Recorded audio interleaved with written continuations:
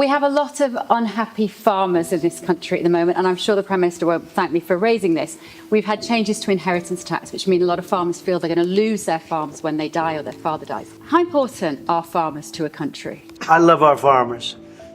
As you know, in our tax bill, we have a clause that's very important. We were losing a lot of farms to the banks because a loving mother and father would die and left their farm to their children or their child, but their children, their family. But they had a 50% tax to pay. So the land would get valued and at a high number because some of the farms were valuable, but they didn't, they couldn't quantify it.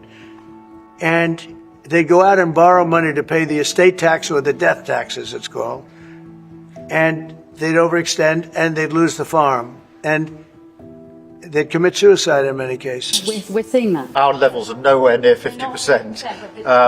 They're not. We've just introduced where it's paid over many years, works out well, that's good. An extra 2% a year over 10 years. So it's not at those levels by any stretch of the imagination. But the other thing that we've done, as you know, is make sure that we've got a pathway for farmers that actually increases their year-on-year income, which is the most important thing. And in all of the deals that we do, we ensure that our farmers are the central focus for much of it, particularly in agriculture, including in the US deal, because I don't think we can go on for years saying that it's acceptable for farmers to have a year-on-year income which isn't sufficient. We've got to fix that problem. We can't simply live with that problem, so it's a very different situation. Well, we ended the estate tax. There is no estate tax on farming. So when a parent leaves their farm, because again, a lot of these farms, they don't make a lot of money, but it's a way of life, and they love their way of life, and they love that dirt. That dirt is the most beautiful thing they've ever seen. They love it. I mean, they're farmers. They love doing it. They don't know how to do anything else, but they don't want to do anything else. I speak to farmers. I say, would you like to live in my penthouse in Manhattan? It's always beautiful. No, sir, I want this farm.